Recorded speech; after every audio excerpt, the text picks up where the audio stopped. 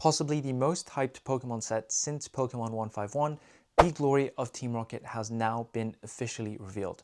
But with the increasing popularity of Japanese Pokemon cards, scammers will be licking their lips at the opportunity to take advantage at unknowing buyers. So in today's video, I want to cover what you should be looking out for when buying Japanese Pokemon cards to make sure that you don't end up being a victim of Japanese Pokemon card scams. Let's get straight into it. Hey guys, it's Pokemonster here, back with another video. Hope everyone is doing well. As you will have seen, the glory of Team Rocket is coming out on the 18th of April. So we're just less than a month out now, and it's had the official cards revealed. So without going into too much of the details, because you will have seen all the reveals on the internet on PokeBeach, the two main cards that we've seen so far are the Rockets Mewtwo EX and the Team Rockets Meowth Illustration Rare, or AR, right?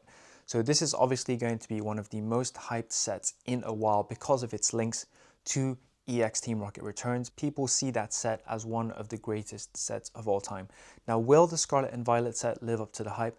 I think to some extent it doesn't matter, just because of the climate that we're currently in with the current Pokemon market. If you look at Journey Together and the way it's selling out or selling above MSRP, and you just think about Destined Rivals and the glory of Team Rocket being better sets than Battle Partners and Heatwave Arena, possibly you can just kind of see where this is going, right? With pre-orders going and selling out for 200, 250 bucks, 200 pounds in the UK, it's clearly a very, very hyped release. Now, as I mentioned in my introduction, you may be new to buying Japanese Pokemon cards, or you might not have opened many Japanese Pokemon cards, so you might get scammed without even realizing it. Now, I'm going to get back to that later on when I talk about the different types of scams there are. But I thought it would be a good time to make this kind of video because the more money there is in Pokemon, the more it attracts not just scalpers, but also scammers to take advantage. Just before I get into this video, I just want to talk about why it's important to talk about this. So I'm just going to put up a picture of things that sell on Mercari, which is a Japanese platform, and you'll see that Japanese sellers frequently are selling empty booster boxes of Scarlet and Violet or Sword and Shield sets in bulk. Now, when you see listings with these quantities of empty boxes which are flattened out, you just know that the people that are selling and the people that are buying from them are up to no good. Really, it's the only assumption that you can make. Why does it feel easier to scam in Japanese Pokemon cards than it is in English Pokemon cards? The first thing it comes down to is the seal. If you take any Japanese Pokemon booster box like I've got in front of me, you'll notice that the seal doesn't have any sort of pattern on it. Now, when you compare that to the English equivalent has got those Pokeballs on it. So with this transparent seal, it means that it's very easy for someone who wants to scam to just open up the box, take the packs out, or do whatever they want with it, put something else in that matches up with the weight of the previous box, and reseal it using shrink wrap. In the Sword and Shield era, this was a huge problem with some of the sets like EV Heroes. The more hype the set, the more chance there is to scam, because a scammer stands to make more money from resealing booster boxes. So the Pokemon Company, towards the end of the Sword and Shield era, announced that they were going to implement a change from the start of the Scarlet and Violet era, and that was to establish a strip seal on the box. Now, this is a seal that you can rip off, and in principle what it's meant to do is mean that once you've opened it, it's very clear that the box has been opened. So it doesn't matter what you do with the seal, because you can see that the box has been opened. Now, the issue that's come to light with these Scarlet and Violet boxes is that the sides are very easy to open, more easy to open than Sword and Shield sets. So what that means is that during the start of Scarlet and Violet era, and more particularly with Pokemon 151 and Clayburst, you would open the box from the side, take the packs out, and put something else in, and re-glue the sides, so then you're not disturbing the strip seal.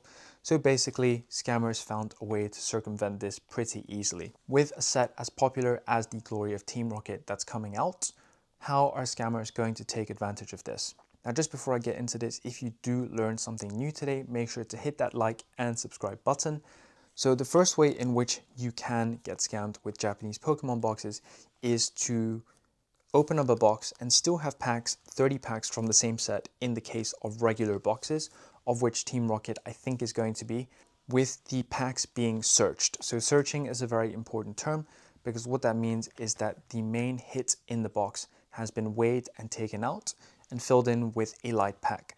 And that's how you can be oblivious to being scammed, because if you don't know what you should be pulling guaranteed out of a booster box, you could be opening a booster box and be very happy with the pulls without knowing that you've been scammed. So the first way is to understand the pull rates from normal Japanese Pokemon sets. Now I'm about to drop some knowledge that you probably won't hear on the rest of YouTube, because I've personally opened over 110 Scarlet and Violet booster boxes for my own use. I'm not a rip and shipper, okay? So the first thing that you need to know about pull rates in Japanese Pokemon cards since Scarlet and Violet, you're guaranteed to have 3 illustration rares or AR cards in every single box. So if you don't get the 3 AR cards, you're already lost. That rule does not apply to some high-class sets, like EX Shiny Treasure, where there simply weren't enough IR cards to be giving out every 3 per box. But for the glory of Team Rocket, it certainly should be 3 AR cards per box, unless they mix up the pull rates a little bit, but I think it's a normal set, so it should be 3 ARs per box. What are the hits that you get on top of that? Well, you should be getting 1 super rare SR or better card. So a lot of people always talk about how you're guaranteed a secret rare. That is not the right terminology. The reason why that matters is because AR cards in Japanese are secret rare cards. So technically speaking, you're getting at least 4 secret rares in a Japanese booster box. And at that point, it becomes a little confusing to use the term secret rare. So I prefer to say you are guaranteed 3 AR cards, which also happen to be secret rares. And then you are guaranteed a big hit, which is a super rare or better. So SR on Japanese cards is actually super rare.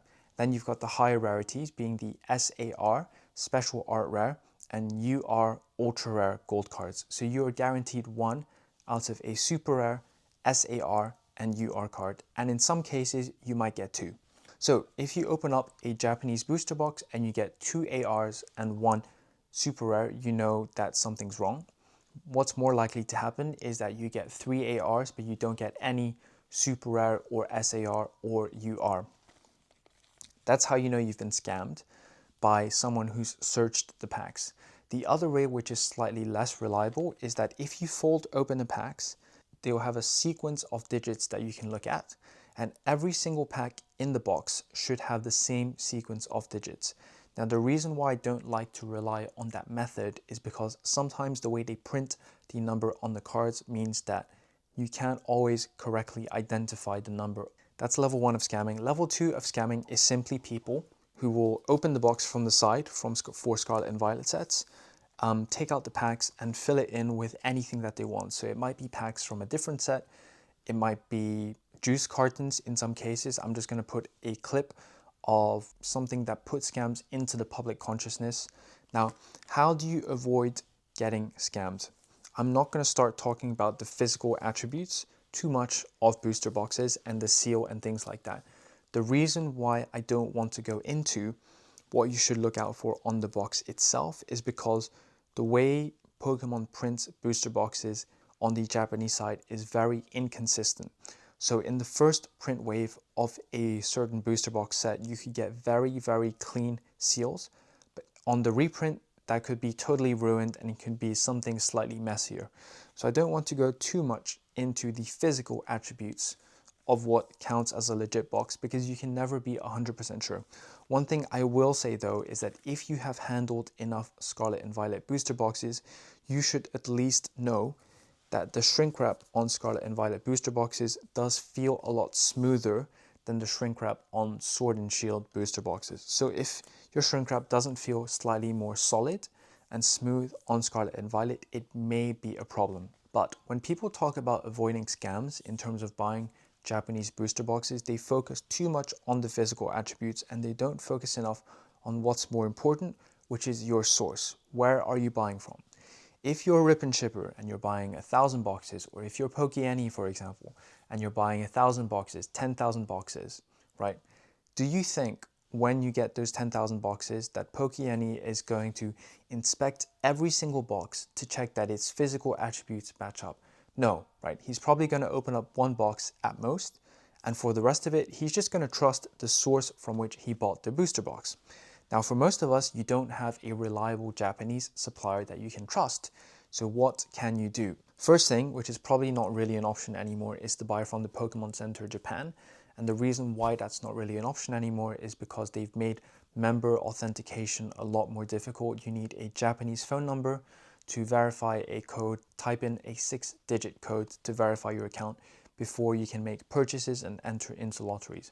So really, for someone like me, what I'm relying on is Amazon Japan. Even with Amazon Japan, however, you need to sort of know how to navigate around the website, how to filter sellers, how to filter the condition of the product that you're looking for. This is probably one for another video.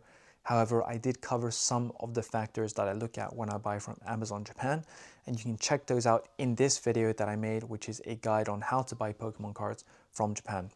Really, outside of that, you're just gonna have to trust your local game store that probably does the importing for you, but pay a premium. And the rest of it really is just about learning by doing. I mean, if you buy singles from Japanese Pokemon card websites, like Card Rush, Hararuya, Toreka Camp, they do usually have booster boxes that they drop of the latest sets. Question mark over what price they're going to be though, and whether you're going to be able to secure them before everyone else does. But for a set as hyped as Team Rocket, this is sort of the best that you can hope for, with pre-orders hitting £200.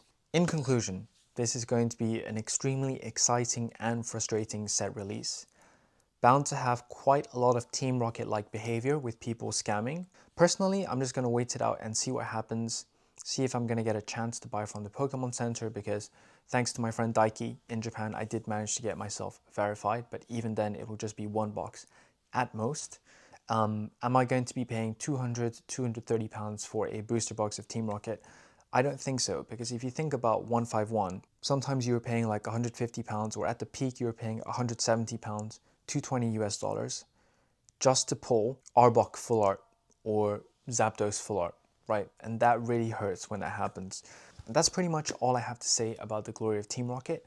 If you're new into the hobby and you've just started buying, just be a little bit careful about where you choose to buy from. Don't always go for something that's just the cheapest, because it might be too good to be true. With that said, best of luck out there. I hope that the prices do come down so everyone can get a little bit to enjoy, including myself, and happy collecting.